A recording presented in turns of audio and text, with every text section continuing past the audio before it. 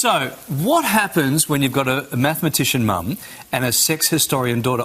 I've often asked that question. Yes. You get the powerhouse duo of Drs Esme and Susan James, and together they blend Esme's deep knowledge of history and relationships with Susan's sharp statistical insight. Look, it's a beautiful combination.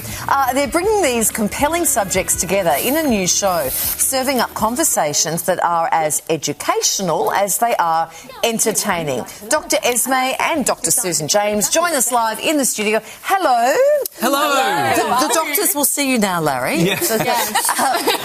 Let's start with you first, Esme. What gave you the idea to blend both your expertise, but sex and numbers together? Well, I think when you go back to school, you just think that maths and history, the two most interesting subjects, but bringing them together, we kind of created something really special. Because if we do need to know about like the future of our intimacy, I base a lot of what I learned from the past, but really combining that future element, we need to bring the statistics in to work out where we're going. So that's really where this all began. Oh, Susan, this is so good. You are a genius on all things numbers. So what sort of discoveries have you made around long-term relationships? Well, quite a lot of our data actually was different to what a lot of people expect. Like, for instance, you hear if you're in a long-term relationship, the frequency and quality decreases.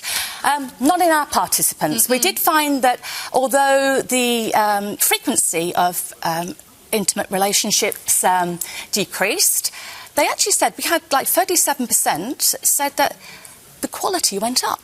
And only 11% said it got worse. No, but we've really discovered that marriage is not the buzz killer that we think it is. Because we even found the same thing between de facto and married couples, that as soon as you sign on the dotted line, it doesn't kill things off in the bedroom, which is good to know. That is good to know. Thank you. Esme, you say there's a magic number when it comes to finding the ultimate spice in the bedroom. A number of what?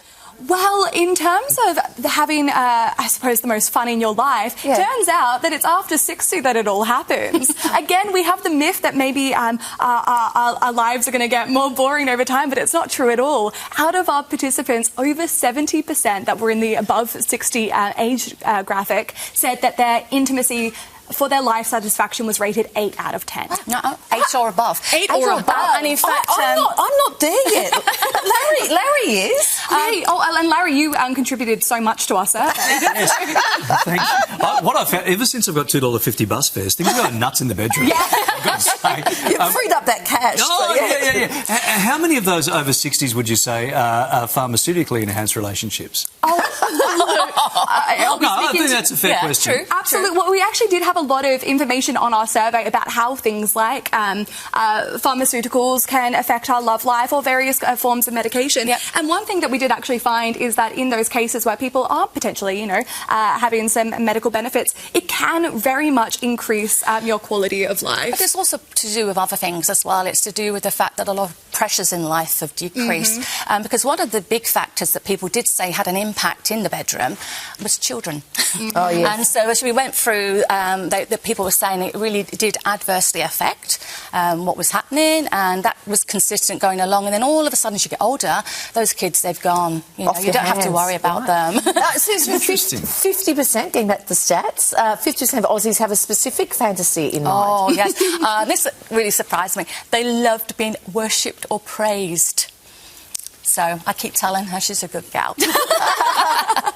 So what does that mean? What does that look like in real life? So it looks like a lot of, when it comes to potentially being with a partner, that kind of like positive reinforcement. 50% of people found that incredibly desirable, and that is a huge amount of respondents, out of our thousands of people that enjoy the idea of being worshipped and praised. That means 50% find it creepy. I've got so many questions for you guys. Hope you bulk bill of it. Just give us the name of the show that you're doing again. Sextistics. It's a bit of a tongue twister if you say it a few times. It's a merge of the two disciplins. Sextistics. That's right. And where do we find that? We find it on YouTube. Very, very passionate about the fact that we've got free-to-access information. Yes. Sorry, darling. Some of my favourites. I'll leave you. Thanks, guys. Good to see you.